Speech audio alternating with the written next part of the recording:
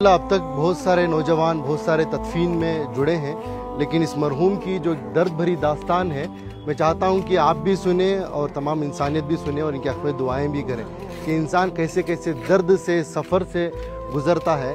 जब ये अच्छा कमाते थे, केरला में रहते थे, सऊदी को गए थे, सऊदी को जाकर 90s की बात कर रहा हूँ, उस वक्त पर इनकी सैलरी 30,000 रुपये थी। 30,000 रुपये कमा कर अपने बीवी बच्चों को इंडिया देकर भेजते थे, बच्चों को काबिल भी बनाया। हम तो बार बार सुनते हैं कि माँ बच्चे को पेट में 9 महीने पालती है, लेकिन बाप जहन में ज़िंदगी भर पालता है, अपने औलाद के लिए कुछ भी कुर्बानी दे देता है। लेकिन जब बाप के पास पैसा आया, यानी इस मरहूम के पास, शमशुद्दीन साहब के पास, तो इन्होंने बीवी बच्चों को सऊदी को बुला लिया। सऊदी को जब बुला लिया तो इनको भी, यानी इनके वाइफ को भी जॉब पे लगाया गया। वो जॉब करना चाहती थी शायद, तो जॉब को उनको लगाया गया, तो उनकी सैलरी हो गई 60,000, इनकी सैलरी थी 30,000।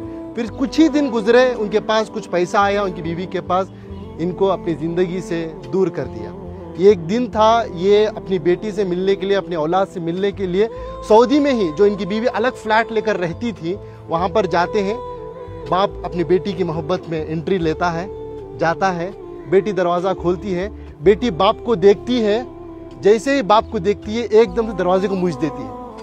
एक तमाचे की तरह इस मरहूम के चेहरे पर पड़ा। ये मैं नहीं कह रहा हूँ, ये इनकी खुद की ज़बानी है। मरने से पहले, कुछ दिन पहले इन्होंने इस वाक़े को बताया है। इसके गवाह हमारे इनायत साहब है, कहाँ है? हाँ, ये हैं। ये बता ये रहे हैं कि सऊदी से दिल दुखने के बाद, दर्द मिलने के बाद, बेंगलुरु के एक टॉप एरिया में एक बिल्डिंग में एक मैनेजर के तौर पर काम करते थे। ये खुद उसके गवाह हैं कि एक मिलिट्री की तरह सिस्टम था इनका, उसूल आदाब के पक्के थे, बिना आयरन के कपड़ा नहीं पहनते थे। ऐसी अपनी जिंदगी, छोटा सा कमरा था, सीढ़ियों के नीचे से बेड डालकर, एक पंखा लगाकर, उसे भी पाक साफ रखकर जीते थे। ये पूछने लगे कि भाई, मैं तो समझा आप एक सिक्योरिटी गार्ड है, लेकिन आपकी ये पाकी सफाई को देखकर, आपके ये मिलिट्री सिस्टम को देखकर, आपकी इस डिसिप्लिन को देखकर मेरे अंदर सवाल पैदा हुआ, आपकी ज़िंदगी में क्या हुआ? तो उन्होंने ये अपनी दास्तान सुनाई, ये दर्द बताया।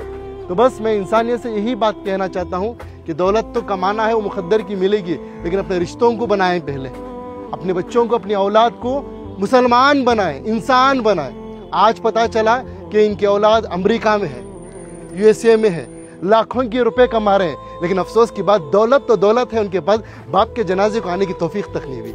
ये अल्लाह का करम है कि अल्लाह ने मुझे और आपको चुना है। मैं और आप आए नहीं यहाँ पर, अल्लाह हमें भेजा है, अल्लाह ने हमें ये तौफीक दी है, तब जाकर इस कब्रस्तान में आए हैं, इस मरहूम के जनाजे में शिरकत कर रहे हैं। इस मरहूम की नसीब देखिए, आज मस्जिद में नमाज़े की जनाजा अदा हुई। इनाम भाई, बड़ा मजमा था, मस्जिद के इमाम साहब, एक आलिम दीन ने इनका जनाजे की नमाज़ पढ़ाई, और तमाम अल्लाह के नेक बंदे मिलकर आकर आज तदफीन के लिए जुड़े।